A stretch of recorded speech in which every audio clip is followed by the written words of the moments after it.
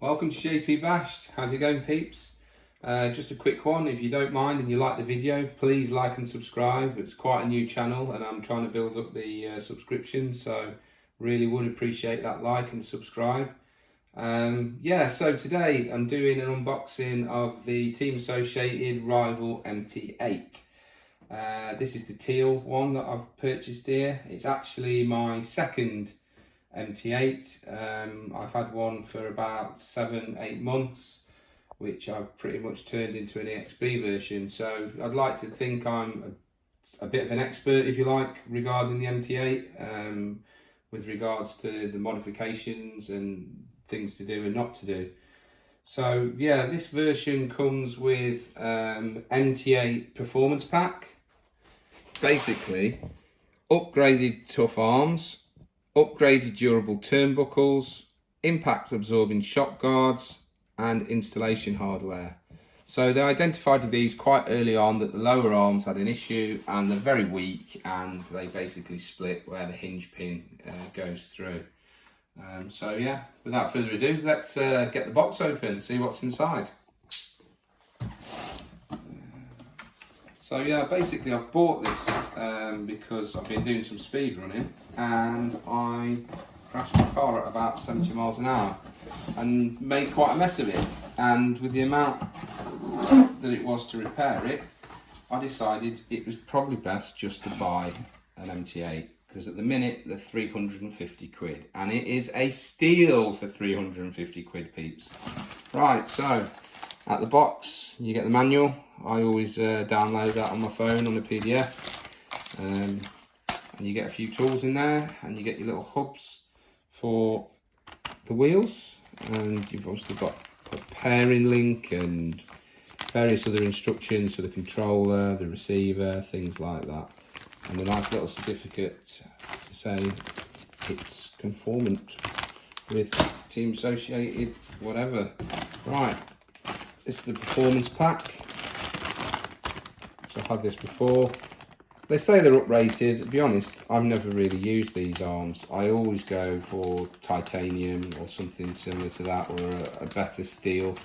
Armour do really good turnbuckles for these, so that's definitely worth putting on. But these arms are pretty good.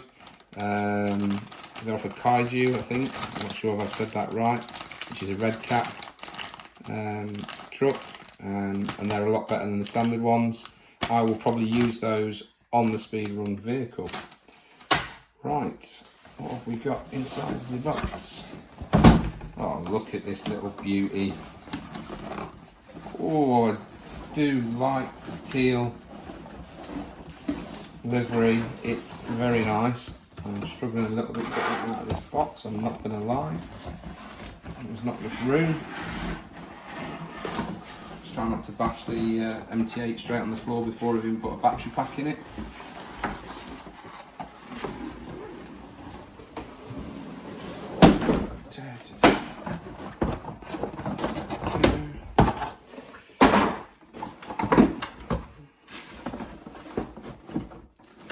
There she is.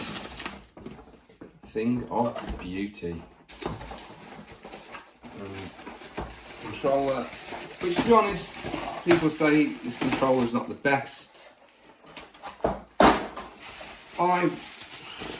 Problems I've had with it. Range, great. Feels okay in the hand. You've obviously got all the controls. You know, it feels alright. The only thing I will say, and I have had issues with the MT8, is going into reverse. You really have got to get this throttle trim here set up really well, otherwise it just doesn't go in reverse, or it starts shooting off and all sorts of stuff. So I would recommend getting the Dumbo. I think it's a 355 or Dumbo 350. Really good controller, budget price, made by Radio Link, but basically has a Dumbo sticker on it. So yeah, here we have it. Team Associated Rival MT8, and she's a beauty. absolutely love the teal colours. Yeah, it comes with lights as well, guys. Little red LEDs and clear LEDs on the front. That definitely shouldn't be sitting like that, so it's obviously taking a bit of a whack in transport.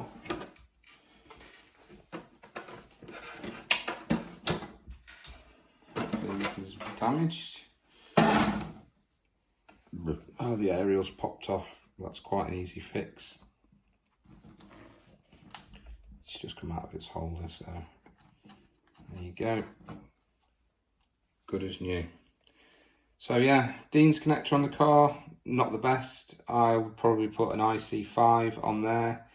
I have run it with the Deans previously for a few months, didn't have any major problems with it, but there's a lot of talk about them being an issue. Yeah, it comes with basically a Hobbywing ESC, a nice little battery tray with a nice cover to hold the battery in place. Yeah, this is quite tidy actually. This has got all the wires cable tied up, whereas my other one didn't have this. And the wires here came over the top, not underneath the bottom. I will probably remove the LED lights because I just don't see the point in having them, and normally I bash them. As soon as I bash with the vehicle, the wires just get cut through. What else can I tell you?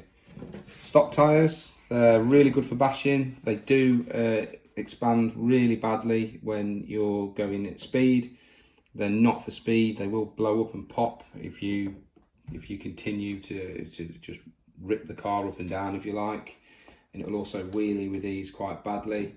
The wheelie bars are not the best. Bearing in mind, I am talking from like an extreme basher's point of view. I probably in 6 months have gone through 3 sets of these. Again, now on my other car, I've got the red cap one, which has got allows you to put the spoiler on, which is worth a buy. The shocks are pretty good, to be fair. The only gripe I've got with the shock absorbers, again, if you bash hard, there's a little E-clip or C-clip that holds the piston in place, and it basically pops that off, and then you've got to take the whole shock apart, refill it with fluid and put the clip back on. So there's a nice little upgrade that I could tell you about these, with putting armour inserts inside, all the armour bits, armour pistons. So that works really well, and then you can put 80, I don't know, I think it's 80 WT fluid in. That's a really good thing to do. I'm not going to do anything with these because I'm going to use these shocks for the speed running car, and I'm sure because they're not being bashed, they'll be absolutely fine for that. You've got a 20, what's the motor in here? I can't remember. I think it's a 2200 or a 2100, something like that motor. It's pretty decent. 25 kilogram servo, which works really well. What I will say with this car, which is a definite must, you must do this. I've got a video on how to lock off this servo saver and basically install Trial one on top of your servo there. That is one of the most important things to do, because what happens is this little nut down here basically loosens off all the time, and as soon as that loosens off, you lose your steering, and then you're tightening it up, and then it's loosening off, and it's just a eat, sleep, repeat thing. So my advice to that is definitely to watch the video and show you how to lock that off, and buy the Trial servo saver and mount that on top of your servo. Again, I'm going to be doing a speed run car, so I'm going to basically lock this off. I'm not going to put the servo saver on because I'm only going to be doing speed runs in somewhere where I'm not going to hit the wheels on the side, which could cause the servo to break. So yeah, what else can I tell you about the car? Hinge pins and these lower arms are quite weak. Basically they split across here with a bit of impact, so they're worth getting rid of. And if you look in the description, I do actually sell some stainless steel 304 hinge pins. I can actually sell you some HSS heat treated steel as well, which I'm currently testing. That's working really well in the car as well. but we know the stainless steel 304 is an absolute must. It makes everything stronger, stops everything bending, doesn't destroy the lower arms, because currently the pins that are in there are like paper. I think they're made from mild steel. So you whack it hard. I think that's the main cause of these arms going, is the fact that the hinge pin is weak. So yeah, that's a good one to look at. Check it out in the description.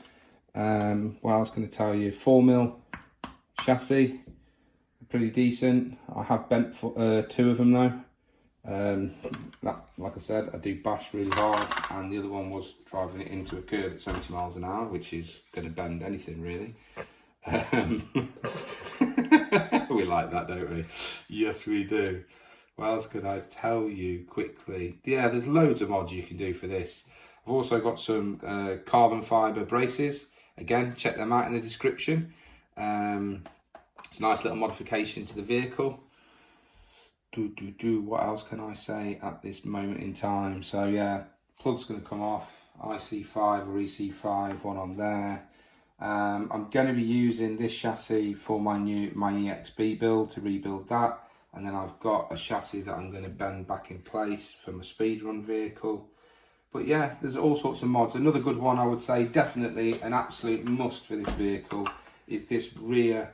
You can't really see it because there's a guard on at the minute, but you've got like a rear hinge cover that this wheelie bar attaches to on the sides here and on the other side there. And basically, when you impact this really hard, it breaks it. And when you buy the replacement, you have to buy the pack, which has got the rear, the inner rear, the front and the front inner. And you generally will only ever use the rear one. So yeah, again, Red Cat do an aluminium one, absolutely worth every penny. That is an absolute must for me. If you're a basher, that's the first thing that one of the first things I would put on here. And it replaces these hinges as well, which is really good because they're not the best either. But yeah, I think I'm going to wrap it up on there for now. There's lots of other things, so if you've got any questions regarding the car, hit me up in the comments, and I'll answer your questions if I can. But like I say, please like and subscribe if you've enjoyed this video, and I'll probably do another one when I've started the build, or halfway through the build, or completed the build on the EXB, and then got the speedrun car to wherever I've got it to. So yeah, tune in again. Thanks for watching, guys. See you in a bit. Bye.